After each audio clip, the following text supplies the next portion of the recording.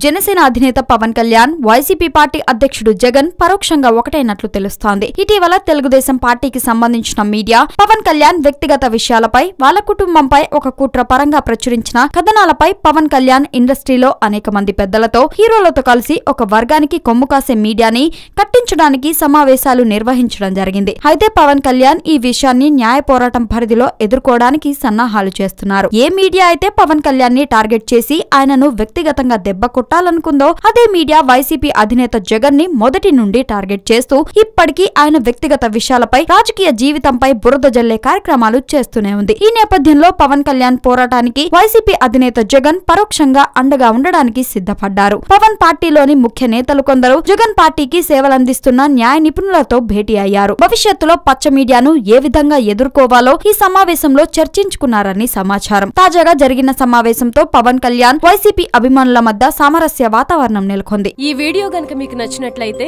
Like చేయండి, share చేయండి and subscribe చేయండి.